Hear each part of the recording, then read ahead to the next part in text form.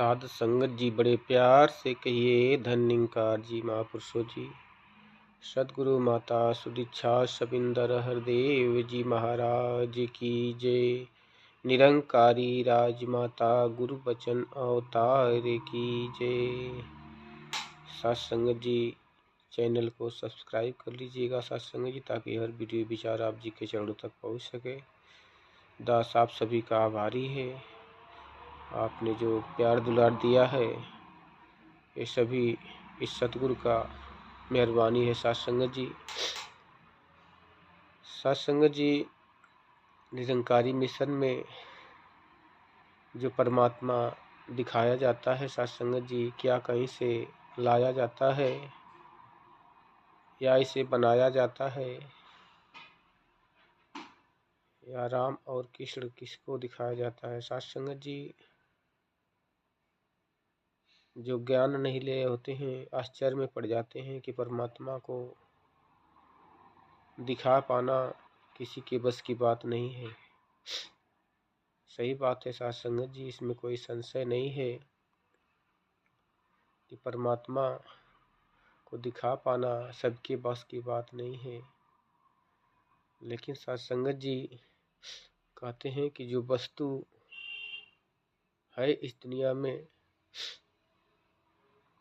अगर उसको हम नहीं देख पा रहे हैं तो हमारी नज़रों का कमी हो सकता है।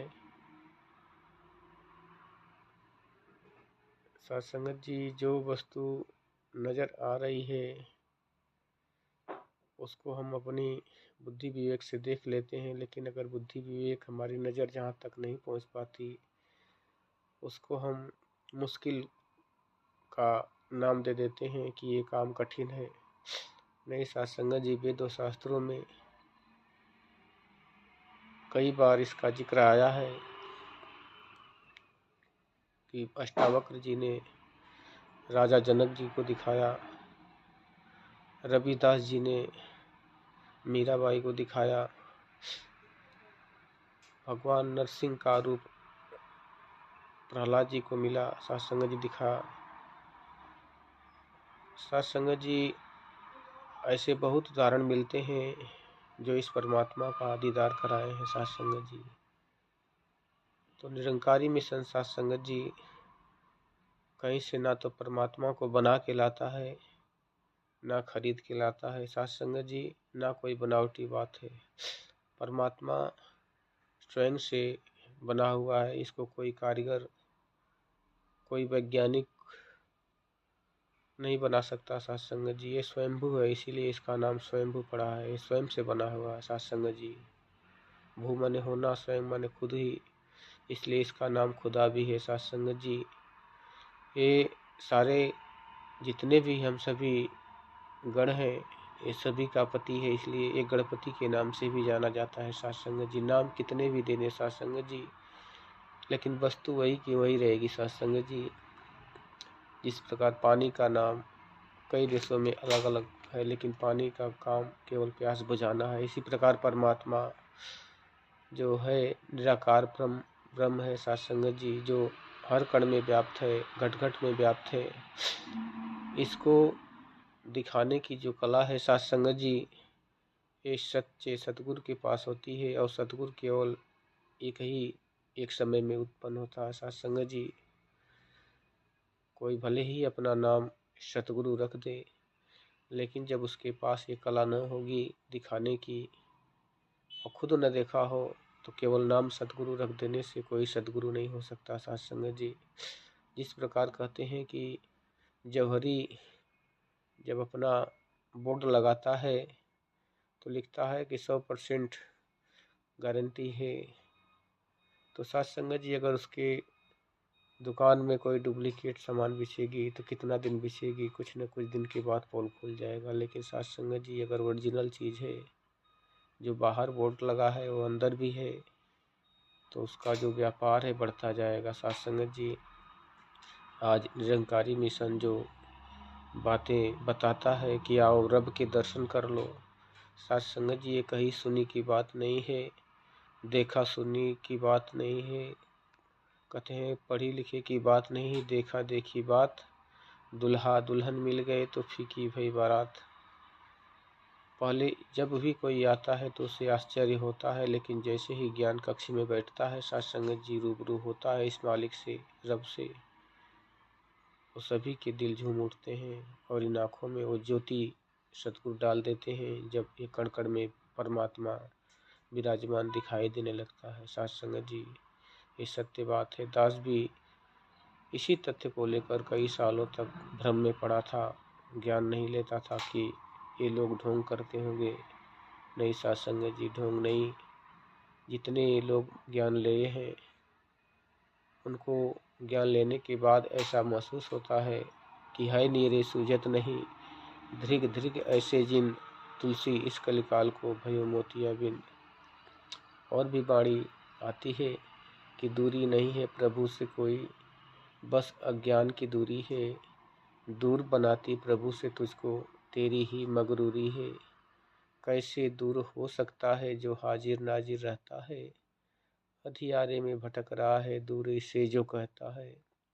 ज्ञान की जिसको नजर मिली, वो देखे इसको अंग संग में, इसमें हो खोकर इसका होकर रंग जाता है इसके रंग में।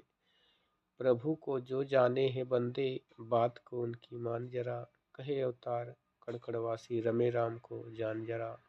कहे अवतार कड़कड़वासी रमे राम को जान जरा। सत्संग जिसने भी देखा उसने भी उस मीरा की तरह संदेश को फैलाता गया कि पायो जी मैंने राम रतन धन पायो, बस तू अमोलक दिन मेरे सतगुरु कर कृपा अपनायो। पायो जी मैंने राम रतन धन पायो।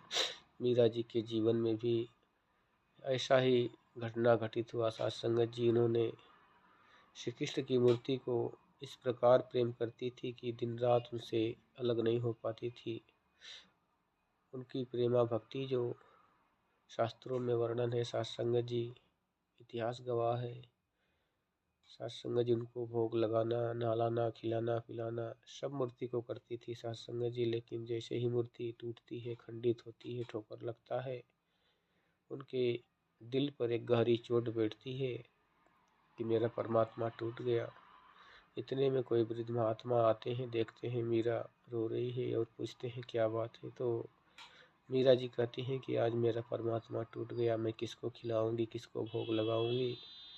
वो कहते हैं कि मीरा, तुम ये डुप्लीकेट मूर्ति के पीछे अपने जीवन को बर्बाद कर रही है, कीमती जीवन को। आज सच्चे सतगुरु रविदास जी के रूप में अवतरित हैं, जाके उनसे ज्ञान ले ले।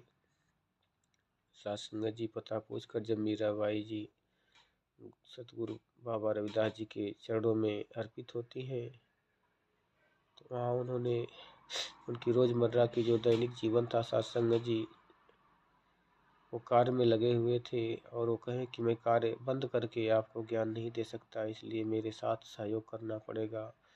और मीराबाई जी सूत बनाती हुई उनका सहयोग करती हैं और कार्य करते हुए सतगुरु ने उनको ज्ञान बख्शते हैं। जब वो रूबरू होती है तब उनके बोल बदल जाते हैं, खुशी से झूम उठती हैं, नाचने लगती हैं और दुनिया को बताने लगती हैं कि पायो जी मैंने राम रतन धन पायो, बस तू अमोलक दिन मेरे सतगुरु कर कृपा अपनायो। पायो जी मैंने राम रतन धन पायो। तो ये दौलत आप भी पा सकते हैं, इसमें कोई संशय नहीं है। सत्संग जी केवल अपने अहंकार को, अपने ज्ञान को, अपने बुद्धि विवेक को सतगुरु के चरणों में समर्पण करके इस मिशन में आके इस ब्रह्म को, इस दातार को, जिसे आप गॉड, वाहिगुरु, खुदा, अल्लाह जो भी कहते हैं, जिस नाम से भी पुकारते हैं, उसको देख सकते हैं, पा सकते हैं और अपने जीवन को इस 84 लाख योनियों से बाहर कर सकते हैं, बचा सकते हैं। मोक्ष का द्वार खोलने वाला जो ब्रह्म ज्ञान है, इस सतगुरु आज सबको निहाल कर रहा है। सत्संग जी, ऐसे सतगुरु का कोटिन कोटिन बार धन्यवाद, शुक्रिया। सत्संग जी, प्यार से कहिए धन्यकार जी।